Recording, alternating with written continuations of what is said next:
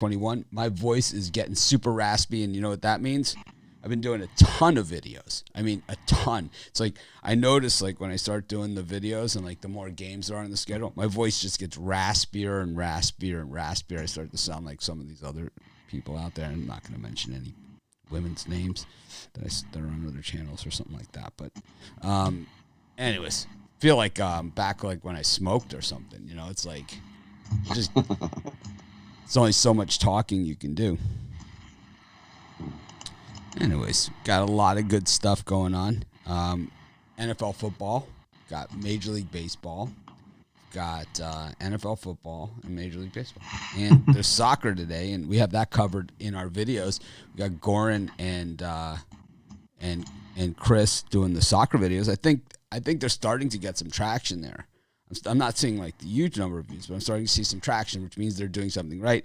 I told Goran he should become like the Roy Kent of YouTube on the soccer videos. You know, see if he can do that. I don't know. Who's Roy Kent? You don't watch Ted Lasso? That's right. You recommended that. You got it. Was that on Apple TV though? It's the best show. Is that on Apple though? Apple TV. I'm not sure what it's on, but it is the best show. Huh. Romanelli, you a Ted Lasso guy? No, but I do have to. I have to start watching it. Yeah, I'm shocked you're not a Ted Lasso guy. I'm just not a TV show guy, but I know, but I'm shocked you're not a Ted. So where's that, Romanelli? Is that Apple TV? Shocked. I don't really know. I thought it was Amazon, but I guess. Oh, okay. I get it. I think it's Apple.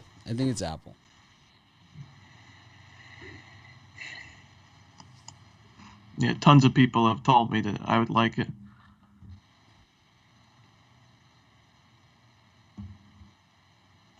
All right. Anyways, college football week 0 in the books. I think we saw a lot of things that we expected to see. I think we saw a few things that we didn't expect to see. I think it was as far as being week 0, it was unpredictably predictable, right? It was like, I think Scott Frost was still Scott Frost. We could blame it on Adrian Martinez, the turnover machine, right? He has more turnovers than I think 8 other programs combined, right, over the last 3 years or something. He is the turnover machine. I mean, he is the turnover machine. He gave Illinois that game. He gave them all the momentum in the world heading into the halftime. They had Illinois was driving. They fumbled right before the half, and it was a tie game. And Illinois fumbled. Nebraska recovered. Nebraska had the ball. They had a chance to maybe get a field goal before the half, maybe even a touchdown. There was enough time on the clock. And Martinez, again, with a big fumble, went all the way to the house. And the game was over at that point. There was no coming back from that. And, we've seen that too much from Nebraska. The expectations of Scott Frost when he took that job were gigantic. It's not like he was just, hired because he was a Nebraska guy. He had that UCF program running like clockwork. They were scoring big points, like 70s, right? When he left. He got Blake Bortles to be a top 5 NFL draft. That's how good of a coach this guy was there. And now we see him, at his alma mater. And it's going to be a Cliff Kingsbury situation all over again, where it's like you're going to have to fire the most popular hiring since Tom Osborne. It's like that's really what's going to happen here, and that's going to be not an easy day for them. You think it was easy for Texas Tech to get rid of Cliff Kingsbury? Absolutely not. So, but I think that's the situation here, and it'll be interesting to see if Frost even makes the season. College coaches generally don't get fired during the season. You don't see it that often.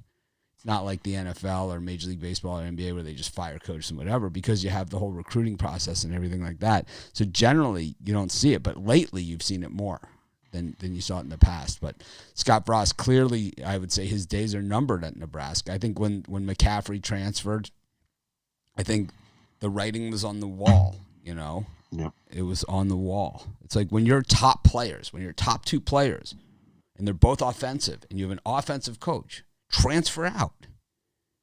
you have fundamental issues within the program that can't be fixed by this current regime. I think that's where we're at. And of course, they'll turn it around, go 11-1, and I'll be talking about eating my words. But that's where we are there. UCLA, Chip Kelly, two good athletes in that game. That was the one game I lost on my free pick videos, was the UCLA-Hawaii game. I was 3-1, I think, on those free pick videos. I didn't have any premiums. But personally, I bet Illinois on the money line, so it covered my Hawaii loss. And, UTEP, New Mexico State, just, nobody came back from last year's team. So, when you have two returning starters, you look like a team that, had no returning starters, pretty much. I think Fresno State looks good, even though it's Southern Utah, too. Fresno State, when we look at that list, we talked yesterday about the coaches that cover and the coaches that don't cover. And when I found the list finally, it was Fresno State that was right there. So it was Kansas State, Fresno State, right, and Ryan Day. 75% in conference covers for Ryan Day. 70% overall. The guy is a beast because he's an ass kicker, right? He's an ass-kicking head coach, and it's like, I like ass kickers. Whether you like Ohio State or not, for me, Ryan Day is the most likable Ohio State coach they've had in my lifetime. He's the first Ohio State coach that I actually like.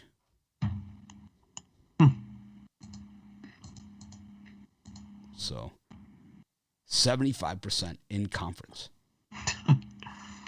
That's nuts.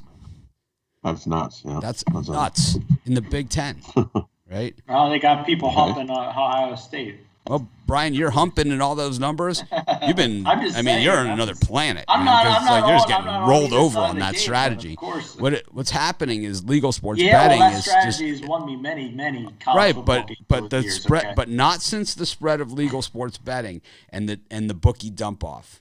See, and that's where I believe those numbers have changed. Also, I believe the accuracy of those numbers has changed as well. And yesterday I went with Nebraska on my. It had nothing to do with the line. I thought they would come out and play. They had the better roster. I thought they'd come out and play improved football, and they made dumb.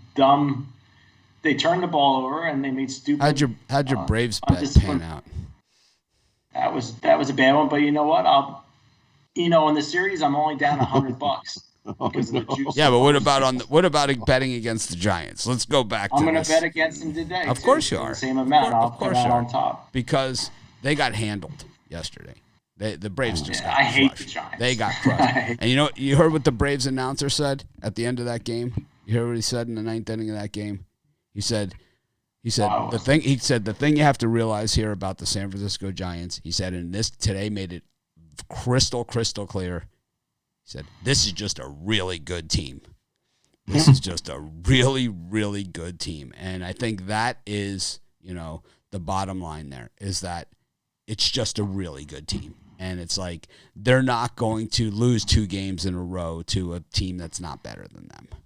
It's not going to happen. And it's like the bounces go their way because they create the opportunities, and they take advantage. They have 8 hits, and they're all with runners on base, It's like you have 8 hits. They either leave the park or they're with a guy on base already. A guy walks, they get a hit, man, every single time. It's like today's get out of town day for the Giants. They have a guy that's really not affected them all season. Get out of town day has not been a negative to the Giants all season long. So why would today be any different? I'm just saying. Get out of town it's you have a team that's clearly better than the other team. I mean, it's like if yesterday didn't prove it to you, then you didn't watch the game because it was just. Well, it was 5-0 or so. It was yeah, but the thing is, the Braves had every chance. They had guys on base. They did all the things that the Braves do, and every time they did it, double play. Every single time. It wasn't like, they got lucky in this one. The guy made an amazing play, whatever. Ground ball to the shortstop, man, is what it was. It was like clockwork. It was a machine-like destruction.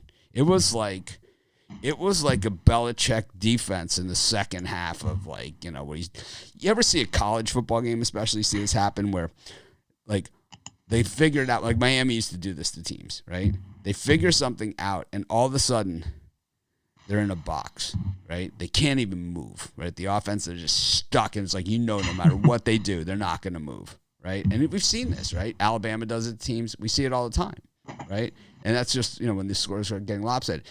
Like, you know, my example that I used to always use was Miami against Houston, the David Klingler year. You know, when Klingler was like Heisman Trophy, you know, everything. They were saying, oh, they've scored 1 million points. Houston, they sent their fastest receiver out on a pattern, you know, running all the way down the field.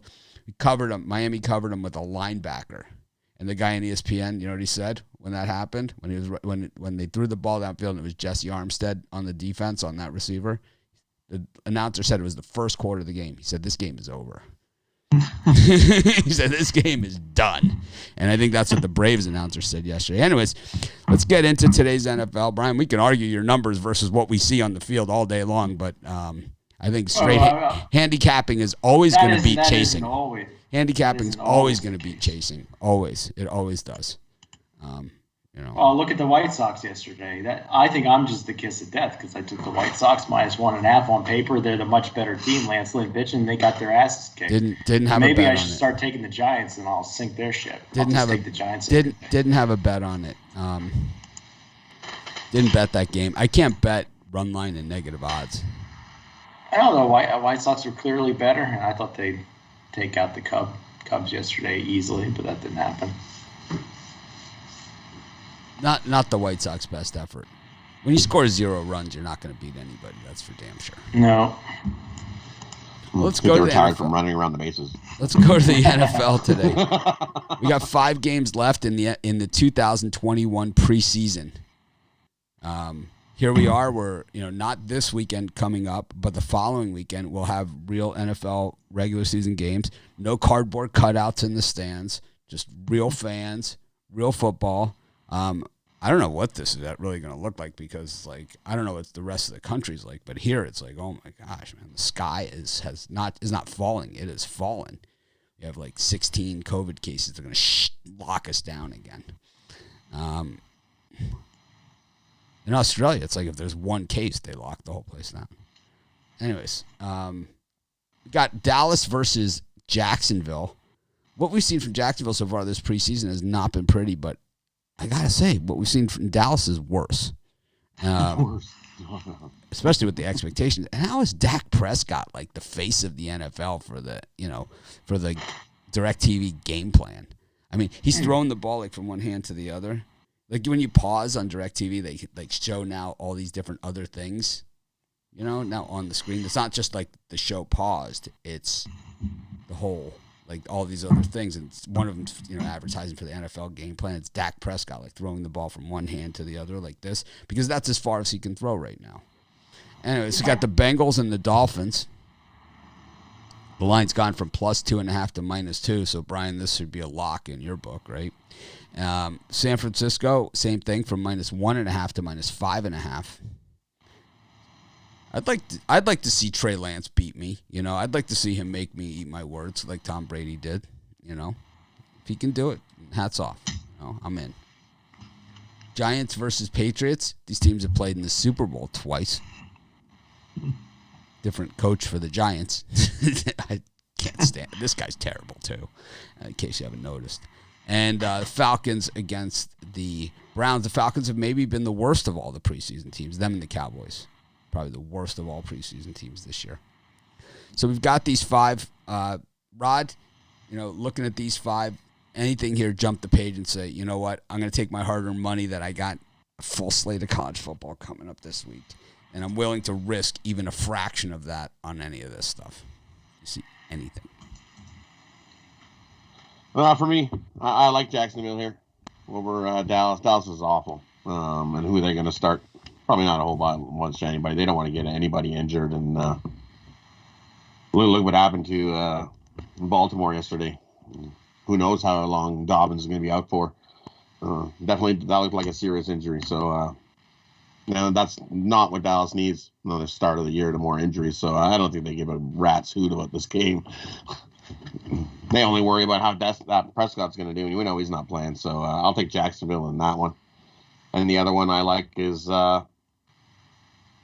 like Vegas. That's too many for the San Francisco team. They're not covering no -5.5. I'll take the Raiders. Yeah, we talked about yesterday about I think it was just yesterday, maybe yesterday or Friday, about how there hasn't been any really big injuries this preseason. But the Dobbins injury certainly the big one, especially since they got rid of Ingram, right? So it's like, yep. So Dobbins, they still have Gus Edwards, Gus the Bus. He was originally at Miami. He transferred somewhere else. So, he's got this strong pedigree. Justice Hill, who, right, justice is served, and Tyson Williams. So they're not starving at running back. It's not going to wipe them right out. No, they've done it with these guys before. It's not like they haven't done it with these guys before, and it's not like they're the type of team that they see some kind of veteran out there that gets cut. But I think they're kind of thinking, man, we could have probably had Sonny Michel, who would have been an interesting fit there because he's really not their type of back. Yeah. I don't think Dobbins should have been exposed to injury in that game in the first place, but you're not an NFL head coach, so it's not your call. No. And so the thing is that he's a running back though. I understand, but it's like if there's a running back there that out in the NFL that fits the Ravens, who would you think it is? Like, who's the guy? Like, if they could have anybody, right? Anybody, like Derrick Henry, they could have anybody. Like, who's the guy that fits them? To me, I think it's Chubb. I think Nick Chubb would be like just dominating in a Ravens back. He'd be ridiculous. I was thinking like Josh Jacobs. Same attitude. He's just like, I'm going to run you over. I think Chubb's a little wider in the shoulders though than Josh Jacobs. So. Yeah. You know who was cut last week was Bo Scarborough. Oh, really? Might be an interesting pickup for the Ravens. I don't know, but the fact that he was cut in that round of cuts, maybe he had the injury at Alabama. Maybe he just is a guy that's never going to be the same. He's kind of hopped around since then, since he's been in the NFL. But he is another one of those Alabama running backs. I don't know. We'll have to see. What do you think of these games, Romanelli? Yeah, and the Patriots-Giants game, I'm going to take the under. Looks like Joe Judge is going to bring out the first-string offense in this one, Daniel Jones. But, the Giants struggled offensively in this preseason and last regular season. For me, they have to show me something new on offense before I can take them or take the over. You got two of the better defensive teams from last season with the Patriots and Giants. I think you're going to see a defensive game. I think both of these teams are going to have to rely on their defenses this season if they have any chance at a postseason berth. So I'll take the under in the Patriots-Giants. I think it's a low-scoring one. And then I'll take a small lean. It's not my favorite play, but the San Francisco 49ers don't like laying that many points, but Nathan Peterman's going to try to go for the preseason trifecta as he's going to be playing all four quarters again in this one. He's gotten the win in the first two games of the preseason, but he also hasn't looked too sharp. I think the 49ers, still have that quarterback battle going on. I just think they're a lot more competitive in this one. So I'll take the Niners and I'll lay the points. You think John Gruden still has it? I think he's still got it. Yeah. Yeah. I think the Raiders are a real team to watch out for, like we've said it before. But, I think he's still got it. I think he's still got it, too. That's a tough division, though. I think he's one of the better evaluators of talent out there when it comes to head coaches. Brian, what do you see out there? And for me, I agree with Hot Rod here on his plays. I think the Raiders, you saw Peterman struggle a little bit last week, but I think he'll bounce back here. That's just too many points for the Raiders, in my opinion. I think they keep it within a field goal or so of the Niners. And then the Jags-Cowboys, I think the Jags might be the better of the two plays here. DiNucci, no touchdowns and 3 interceptions last week. I think you see a lot of DiNucci and Garrett Gilbert and a Cowboys roster that's on the field that, I don't think they put any of their good guys out there. And I think the Jags with C.J. Beathard and Luton, I think you're getting the better of the two backups. So I'm going to take Jacksonville here and lay the points. New England Patriots, 638. New York Giants, -10. I think this one is what you have is one of the best with the greatest head coach of all time and possibly the greatest head coach, regardless of sport, of all time against Joe Judge. And at any level, it's a mismatch. Terrible. The Giants stink, man. It's like I don't even understand the game plan there. I don't get it. You see all these other teams cutting bait with those quarterbacks that they made the mistake with. At what point do they cut bait with Daniel Jones? How do you know he's a mistake? He hasn't really played much in the preseason. Well, we saw him play in the regular season. Yeah. It's been a few seasons now. Yep. I don't know. The Jones era. Yeah, last season, the worst thing that happened to Giant fans was Saquon Barkley going out, not because it hurt their win-loss record because they were going nowhere anyway. The thing that really hurt is it gave Daniel Jones the out, not having Odell Beckham, not having Barkley, right? It gives him this out. He always has this excuse. He's always got this out when the reality is, well, he's not a very good quarterback. I think that's part of the problem here. Meanwhile, the Falcons have been the dumpster of dumpster fires this preseason as well. The Cowboys, the Falcons, just hideous this preseason.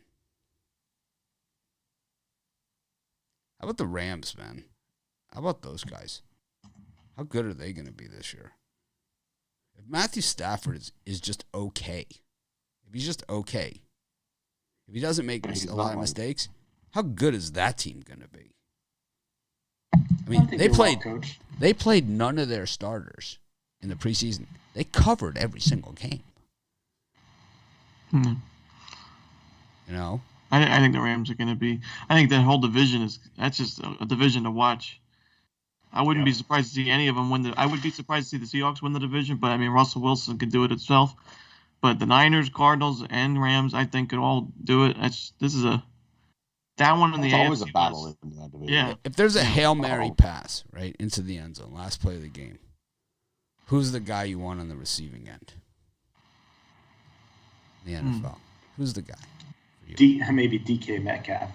I take Tyler Lockett. This guy catches everything. I've never seen a guy just catch me. It's like I don't know if Russell Wilson buys him a house every year or something, but this guy, I mean, he catches everything, and it's like a circus catch is a routine catch for this guy, right? No, I mean, I think the best hands in the NFL, the best overall, just true hands guy is Julio Jones. But I think that this guy, though, if you need that guy to just make that circus catch that bounces off someone's helmet, off the shoulder, whatever, one hand diving and whatever. I used to be that guy when I played football. It's this guy, right? Tyler Lockett. It just seems like he just always catches it. It's like I was like Don Beebe out there. Don Beebe, special teamer. Yep. Best special teamer. I've never hit a Super Bowl square, right? I've never hit a Super Bowl square, and I had it, and Don Beebe knocked the ball out of Leon Lett's hands. I had it. Leon Lett's running in, and I'm like, yeah, I'm going to hit one finally. It's like, Romanelli has no idea what we're talking about. Not the play, but I know Super Bowl squares. Yeah, but there was a play in the Super Bowl in the Bills Cowboys. It was a runaway game, and Leon Lett picked up a fumble and was running it in for a touchdown for the Cowboys. And Don Beebe came running he was like a bullet runner, just so fast. Oh yeah, just ran him down, swatted the ball, and went out of the end zone for a touchback. And it was still 66-3 the final score of the game, but it was it wasn't 73-3, or whatever I needed, at the time.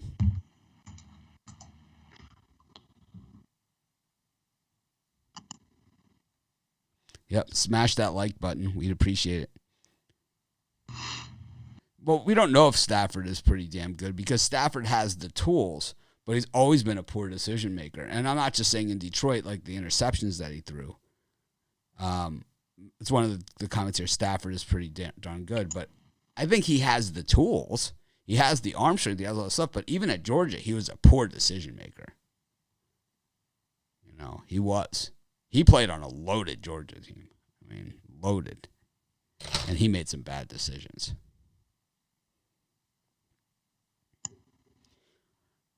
Rod, what are you selling today? Tackle the Books Sunday? Nope. It's my Sunday offshore 5-pack jump aboard. So excited for this Sunday's action. 5 best bets, a nice MLB triple, and 2 NFLX. We got some great offshore information that you don't want to miss out on. These 5 best bets are the perfect opportunity to hammer your bookie, grab that cash, and end the weekend a nice big winner. Love these 5 bets. For me, I have a 3-pack, dual sport Super Sunday trio, 2 MLB, and my NFL play of the day. Looking to end the NFL preseason on a winning note. Good luck. And for me, I got my Too Good to Be True 3-pack, my best NFL bet, and 2 Major League Baseball winners, $40 at pickdogs.com. Yesterday, 1 and 2. Cleveland Indians kind of let me down, but we'll bounce back today. Indians let me down too. I was 2-1 yesterday. Indians were my only loss.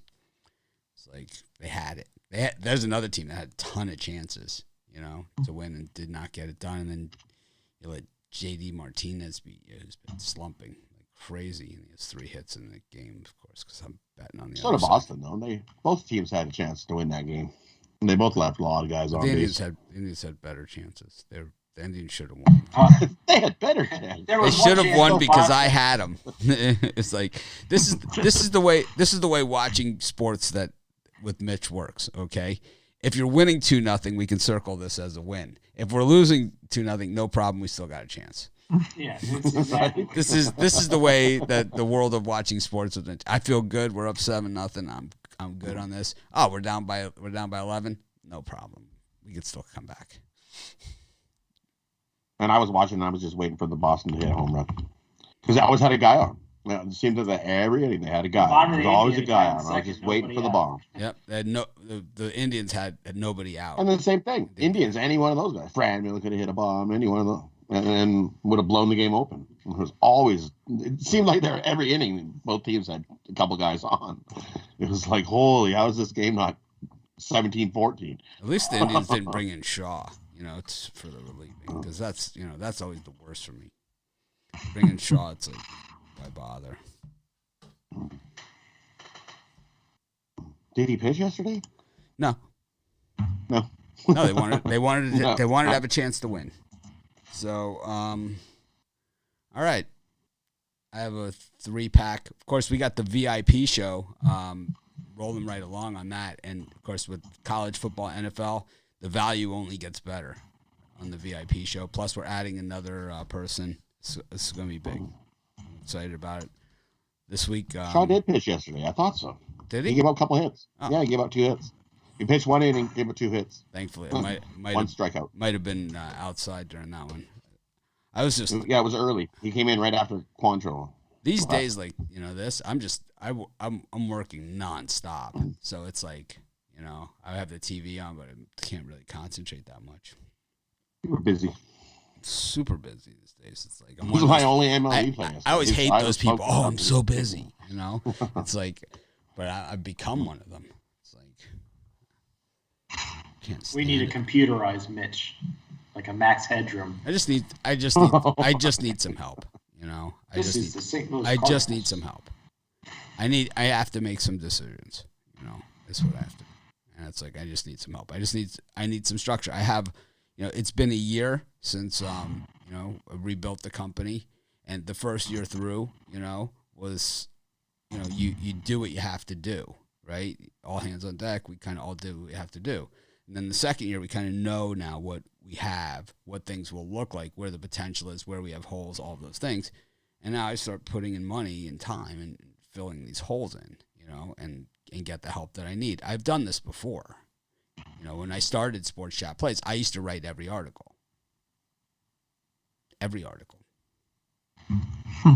Yeah. Romanelli's like, holy crap, this guy's not John. This guy is no way. whacked. Yeah. I'll pass.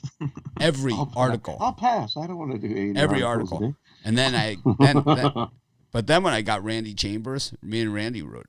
I mean, imagine that. Like writing every article, and then you get Randy, right? It's like me and Randy are now. It's like, and that's the same thing with what I'm doing now. I just need to, we've gotten a lot bigger, so because now we have 2 sites instead of 1, and it's kind of like we do different things than we used to do. So it's like I need to just fill that in. I will. And you'll see. You're going to see a lot of new cappers. You're going to see a lot of new faces on the videos. You're going to see the Sports Chat channel start to have its own content stream outside of, just Pick Dog stuff. We're going to start doing our Sunday and Saturday shows are going to be on Sports Chat and Pick Dogs, but we're also going to have this whole separate content stream at Sports Chat Place's YouTube channel. And I'm really excited about that. We have, I believe 4 people I've lined up to do that to start it out. And then we're just going to see where it goes. We're going to start a second podcast for Sports Chat Place. I'm not on it, which I know makes some people happy. So, yeah, all kinds of stuff. Kind of separate out the brands a little bit. Still keep them under the same umbrella. Is the Sports Chat brand going to be geared towards the younger crew, or Sports Chat is going to be everything sports betting, and Pick Dogs is going to be more our community underdog. It's like Sports Chat Place is going to be more, the collared shirt and nuts and bolts. Kind of, if you want to hear the, all the numbers and the statistics and all this stuff like that, and you just feel like hearing me, cry about trolls or whatever you guys think I talk about, you just come right on over here to Pick Dogs. I like to hear crying about trolls. Some people like it. Some people, yeah, it's going to be different. But, at least that's the plan. And we'll have to see how it all works out. Speaking about how it all works out, only 14 Major League Baseball games today, which is weird for a Sunday. But tomorrow, 12 Major League Baseball games on a Monday, which has been Monday's nice. On Monday. Right. All the way. Romanelli, you watch our Monday show? You ever watch the Monday show? Actually, sometimes, yeah. It's a quick one. Yeah, well, it's not quick. Normally it still is the same amount of time. Which makes it really gruesome. Makes it extra bad. People really hate the Monday show. It's like, I got a case of the Mondays. Oh no, they're off course again. What the hell is Tomorrow's data. Someone puts in the comments, pick started 45 minutes and 8 seconds. Right? And we've had 2.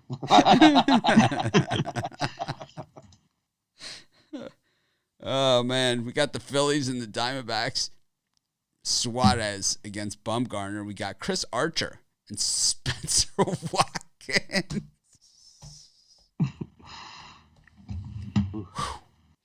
It's a tough watch. College football's coming. Don't worry.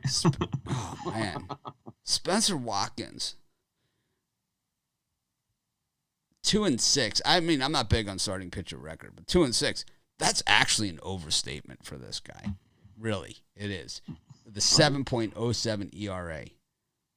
Last time out, we blasted him on the show. 2 innings, 7 hits, 8 runs, 8 earned is what he came back at us with. He lasted 47 pitches. 47 pitches. 8 of them crossed the plate. 8 batters crossed the plate. So what is that? 1/6 of every pitch that he threw produced a run. Wow. So if a guy pitched, so if you extrapolated over, 100 pitches, which is the standard mark for a pitcher, that would mean that, let me see, 10. It would be, wow. So it'd just be almost about double. So it'd be 16 runs. 6 strikeouts. Wow. It's a tough day at the office. Anyway, Spencer Watkins still got a job after that, which is amazing to me. The Pirates taking on the Cardinals. Wow, the Cardinals really made a statement yesterday to the Pirates. And then the Reds and the Marlins. Vladdy Gutierrez. Brian knows your day to bet against them. He was there. Yeah, it was my one winner yesterday. Was the Marlins. Anyways, who do you like in these 4? Well, I'm going to try to mix in a little sharp and a little square. I'm going to take the Tampa Bay Rays, lay 2.5 here. I think that's even, gets you down to even money. Spencer Watkins has been, I think the book's out on him, and I think Rays shouldn't have any trouble with taking them apart today. I'm not a big Chris Archer fan, but I could see Tampa Bay easily getting up 10 runs today. And then I'm going to take the Pittsburgh Pirates, lay about $100 in that money line. I think they bounced back from that ass kicking they took yesterday. I'm not big on Will Crow, but I think the Pirates, scrappy team, I think they scrap a little bit with the Cardinals.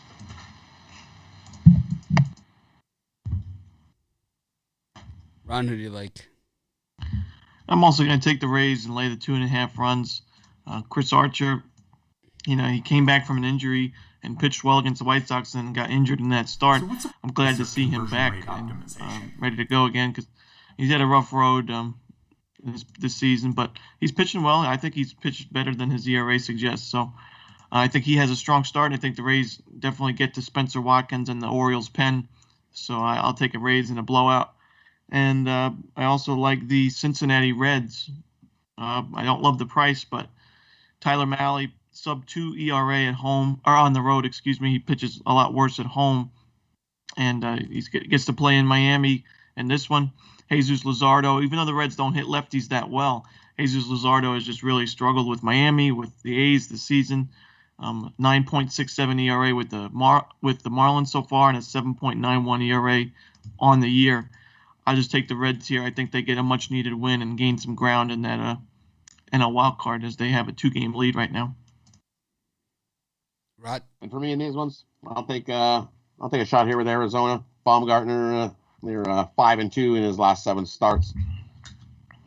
They're also 12-4 the last 16 in Philly. So I'll take a shot here with Arizona. I'm going to beat up the Phillies. And I like the over in a Rays and Orioles game. Spencer Watkins, he's 0-3 his last 3 with a nice 16 ERA. Rays might be able to get right over that number on their own. So give me the over Rays, Orioles. And then I also like the Cardinals and the Pirates to go over the number. It opened 8.5. It's up to 9. I think that's enough. Cardinals 4-1 their last 5 to the over in their last 5 road games versus a right-handed starter. Pirates 3-1-1 to the over their last 5 off of a loss. They're also 8-3-1 to the over their last 12 at home versus a team with a winning record. So give me the over in that Cardinals-Pirates game. Yeah, why stop at 3? Watkins is actually 0-6 in his last 6.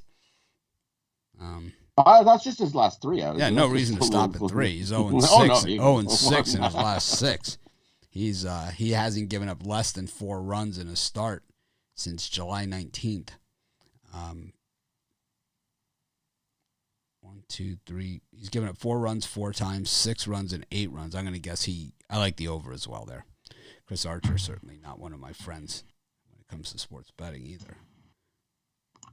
You haven't been roasted on Chris Archer. You just haven't bet enough. I look at that. Archer has some talent, though. I think Romanelli's right on with him. With Chris Archer? He's not that bad. I think he could end up being. I think the Rays could turn his. He's not that bad. What he isn't is that good. No, he's not that good. He's not that bad. He struggled in Pittsburgh and in the end of his Rays career when he was first there, but I think he's figuring it out a little bit. We'll see. He always has the bad inning, bad pitch, cost him. He's the type of guy where the mistakes really cost him. I think I've given up on the Pirates here too. The Cardinals. My heart. Yesterday was just embarrassing. I was embarrassed that I even said Pirates. I got the YouTube comment yesterday. This guy hasn't hit a parlay all week. It's like, I hit 5 parlays on YouTube this week, on my YouTube videos. 5. I got the comment. This guy hasn't hit a parlay all week. I had the under yesterday in the Pirates-Cardinals yesterday. That was the one I lost. I said it on the show, and it looked funny, remember? Yeah. Like, yeah. Now I know why. Now I know. Now I get it. Tigers, Matthew Boyd back in the fold up against Barrios, who is becoming a guy I really like to fade. Indians against the Red Sox, the rematch. Eli Morgan against Tanner Houck. Tyler McGill on the mound for the Metropolitans against the Nationals. Oof, it's been a really, really ugly stretch here for the Mets, but at least they won yesterday, right? And then the Braves and the Giants, this has been a walkover. I mean, yesterday's game was one of the more dominant performances you'll see from a Major League Baseball team against a contender. In that Giants dismantling of the Braves, it was just they beat them in every area of the game that you could beat them.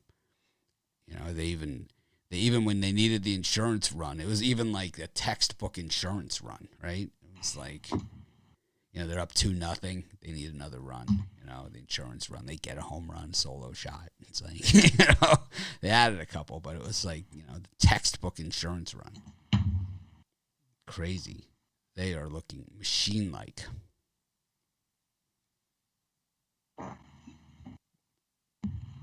Ron Romanelli, what do you think of these 4 James? Yeah, not my crazy. I'm not the craziest for these games, but I will take a lean with the Washington Nationals getting the plus money on the road. You know, the Mets did win yesterday, but I still don't think they should be a minus 180 favorite here, even at home against the Nationals. Tyler McGill, he gave up 11 hits, 7 runs in his last start, 3 2/3 against the Giants. Gave up 4 home runs in that one. I just don't see that warranting a big favorite line right there. I mean, Eric Fedde pitched well his last game, 6 1/3 with 1 earned run, 10 strikeouts. I know it was against the Marlins, but 10 strikeouts, you got to give him credit. I think the Nationals have a ton of value on them, so I'll take the Nationals. How about the Mets 1-8-1 to the under in their last 10? Wow. Surprising. Well, I mean, they don't score any runs. I was going to say, yeah. It's one-sided. Oh, look, we got a run.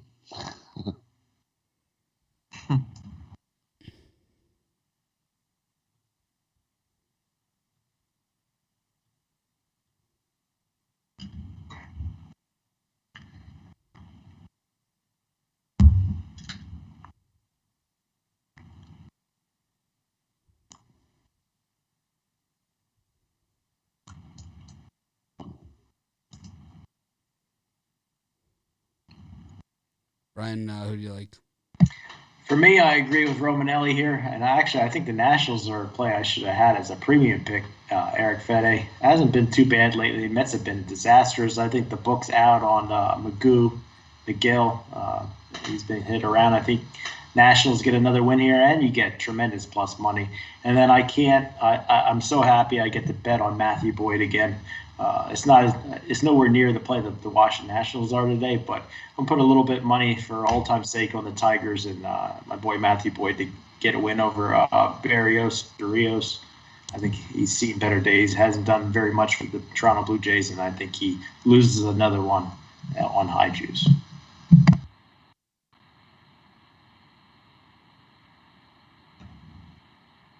Who's up, Rod? For me on those ones, I like Boston on the run line, get another win over the Indians here. I mean, Eli Morgan has not been good. 1-7 or 1-5 at home with a 7.67 ERA. 0-1 in day games. I'll take Boston to get the end of that series, game 3 there. I'll take Boston on the run line in that one. And I like the Giants over the Braves. Giants get the win again. Ian Anderson has not been good during the day. 0-3, 4.6 ERA. Giants get a win. You got to give me plus money. I'll take it. Give me the Giants over the Braves in that one.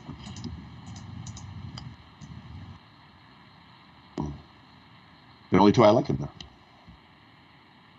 I like the Indians in this one against the Red Sox. These games have been close. I think it's just a matter of one pitch in each of these games so far. I think the Indians get the better of it this time. I also like the Tigers a ton here against the Blue Jays. Barrios is my new automatic fade guy. He just is not good. He's like overrated. It's like he was a number 1 pitcher. He wasn't good enough there. He was a number 2. He wasn't good enough there. Now he's a number 3. He's not good enough there either. But eventually he'd become Rich Hill. Anyways, I'm going to take the Tigers and Matthew Boyd. No relation to Oil Can Boyd. Twinkies and the Brew Crew.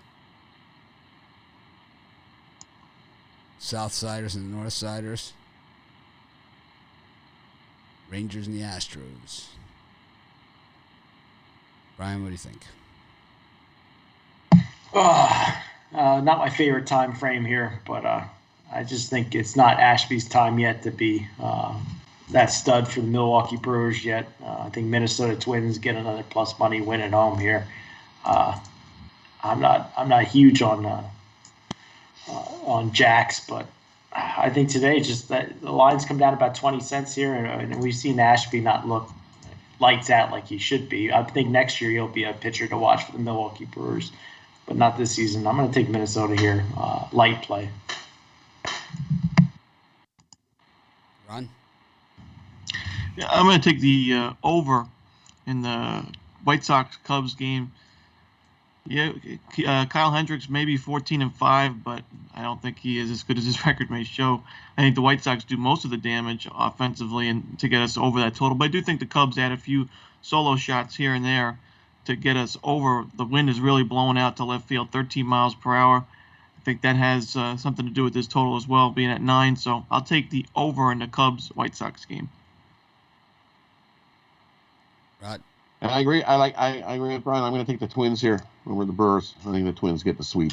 And Jax is still he's 2-0 at home, so he pitches solid at home. So give me the Twins get the sweep over the Brewers.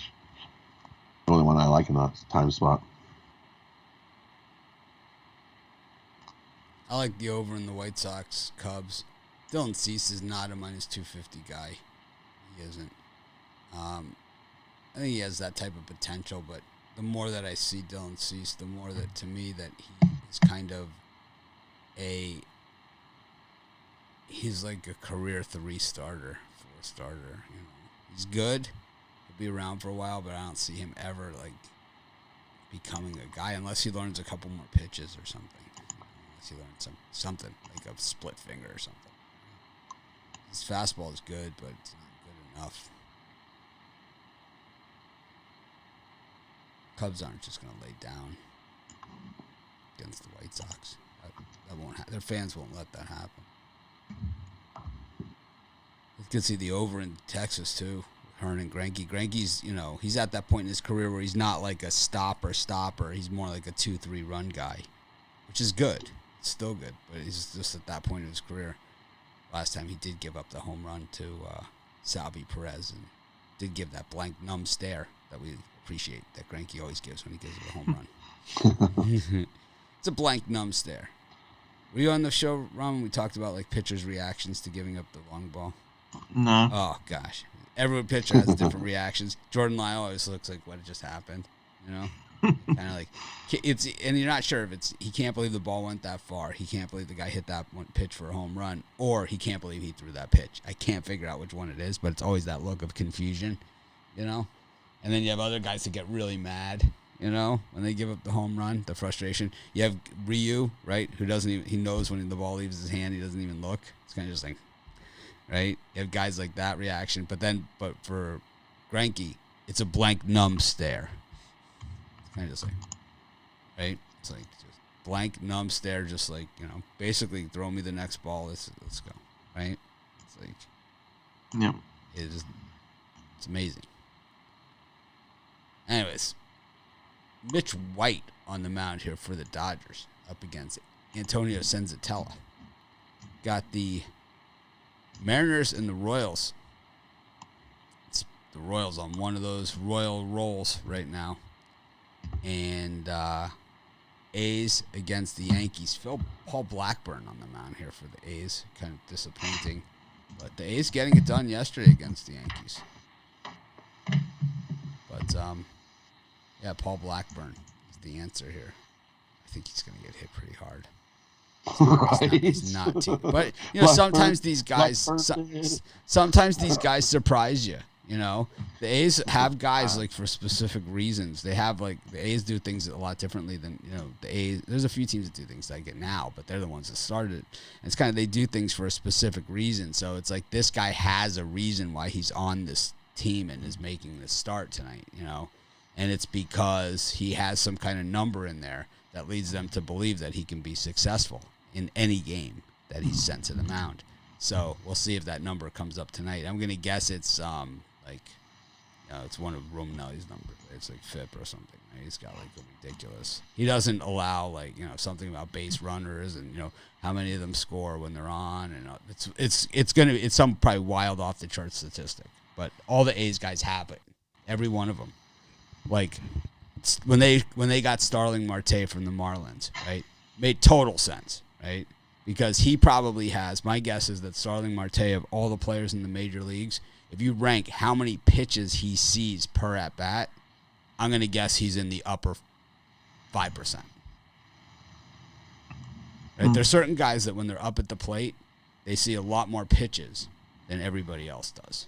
Right? We just know that these guys are going to be a little tougher. Joey Votto, right? He's going to see a ton of pitches. Oh, yeah. Right? Wade Boggs at bats would last, 25 minutes.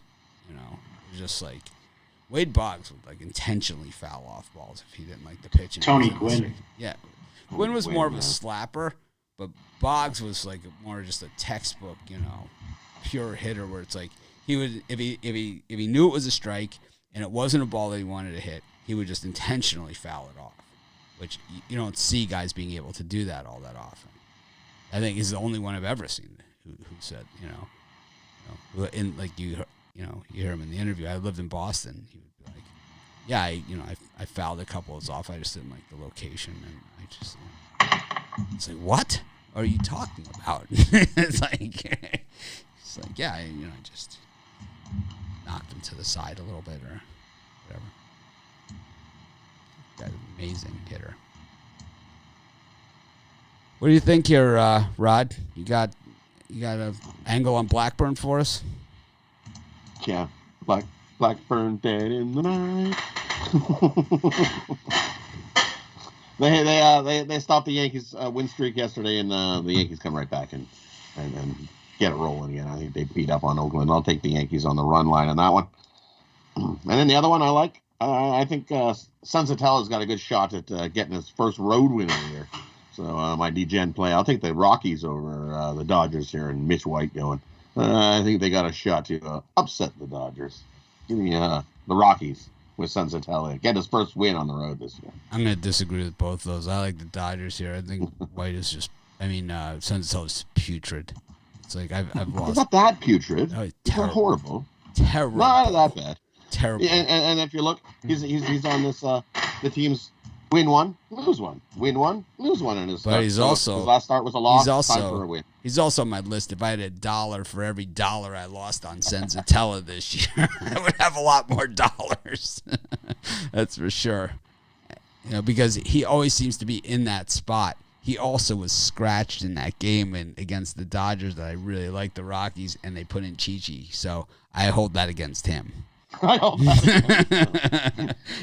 was my worst loss of the season. That was my worst loss. Like I had more heartbreaking losses than that, and I've had other losses. But that game, I really thought that they had a legitimate shot in Colorado beating the Dodgers. He gets scratched, and not only does he get scratched, they put Chi-Chi in. It was like, that's your guy, Chi-Chi. I also think the A's have some kind of angle. I gave out the Yankees in the video, but actually I like the A's in that one. Reconsidering. Talked myself into it. And usually when teams have a long winning streak and the seal is cracked on it, normally it leads to more bleeding. The Yankees aren't going to win forever. They don't have a good enough manager. Like if they come into games where it's like it comes where the manager has to do something, they're not going to win those games. And that's, it's like they've been winning games, but they've been doing it in dominating fashion. It's not like Boone has made some amazing moves, to get it done. He's not Joe Madden. Ron Romanelli, what do you think? Yeah, I've been trying to find an angle in this Yankees athletics game. I think I'm going to just take a shot with the A's here.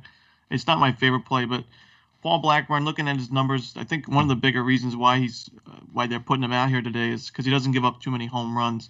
Throughout his career in the minors and majors so far, he's had less than he's given up less than a home run per 9 innings throughout his entire career because he's a pitch-to-contact guy. He gets about 50% of his outs via the ground ball, and the fly balls don't really go over the fence. So I think, the Yankees, the Bombers, they've been hitting a lot of home runs as of late.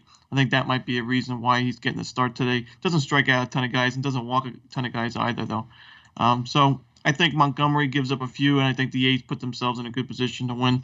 Not my favorite play, but that's where I'm leaning. Brian? For me, I'm going to take Rod's favorite team, the New York Yankees here. I think it's the better plays on the money line here. I think it's a one-run game. Montgomery's been pretty consistently strong lately, and Blackburn, his minor league numbers this year is 4-7 with a 4.97 ERA. His WHIP's around 1.51, so he's got hitting around AAA. No reason why the Yankees bats can't hit him around tonight. So it's no play that I'm selling the house to bet, but I'm going to take the Yankees to get back on the win streak. Sell the house, bet it. Why not? Parlay time. Rod, what do you got?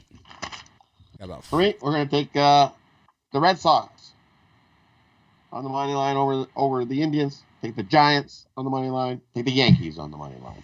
Parlay those two. Red Sox, Giants, Yankees? Yankees. Yep. Senior Square. Jeez. To Ron. Giants aren't squared today. Everybody's company, Atlanta. Good Lord. You're killing me, Rod. I'm going to take the Yankees on the money line. I'm going to take the Detroit Tigers. We'll let you go. I'm taking the Yankees, Tigers, and Nationals on the money line. Okay. Thanks, Ron. Ron, who do you like? Oh, I'm sorry. I thought you said Brian. It's all right. I'll remember this. I'm going to take the under in the Patriots-Giants game. I'm going to take the Tampa Bay Rays laying 2.5 runs, and I'm going to take the Cincinnati Reds money line in probably one of the most square parlays I've ever given on this show. I'm going to take the Detroit Tigers with Matthew Boyd. I'm going to parlay him up with Kwang Young Kim of the Cardinals. And I'm going to also throw in Paul Blackburn and the Oakland Athletics here for my 3-team parlay.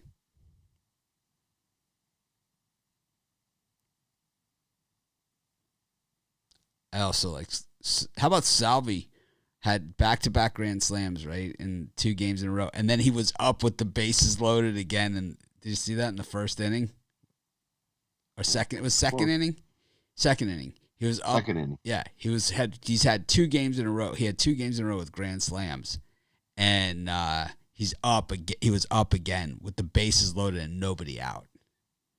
It was like, oh, man. That, to me, is like, that would be ridiculous. It's 12 RBIs on. It would have been 12 RBIs on 3 swings of the bat in 3 days. 12% to 100 in 3 games. Someone had 8 RBIs the other day. Oh, really? Yeah, who was that? Came off the DL. He had 8 RBIs. It was against me, I think. It was. He had 8 RBIs. Those are the worst. He was like, oh no. He was like, they interview him on ESPN. He's like, and Mitch said we were done. Oh, Grandal. Yeah, Grandal. Yeah. All right. Well, thanks everyone for joining us. Let's make it a winning day. I'm going to try and act more professional tomorrow, and of course, let's make it a big one. Got a lot of changes here. I know that it's not why you're here to hear about that, but I just wanted. It's kind of like a heads up because you guys will probably have more chances to watch what we do and more different ways to consume it. I know some people, they don't like the banter. We'll have shows with less banter. We're going to have shows with more banter. We're going to have shows that are all banter. All banter. Yes, we can call it all banter. Nice. I mean, you could argue for 30 minutes. Yeah, we could. Well, that's the Monty Python bit. That's my favorite Monty Python bit. I'm here to have an argument. Oh, yeah. Have you ever seen that one? Oh, you got No, to but check. I've probably seen it by Google it and check it out on YouTube. It's John Cleese walks into an office. Oh, no, John Cleese, I believe, is behind the desk. I do like Monty Python. Okay. I'm here to have an argument. No, you're not. The guy answered, yes, I am. I paid $5. No, you did. Yes, I did. First he walks in. He's like, says, I'm here to have an argument. The guy starts screaming at him. He's like, I'm here to have an argument. He goes, oh, I thought this was abuse or something. Anyways, the bit's better than I do it. Have a great day, everyone. We'll see you tomorrow.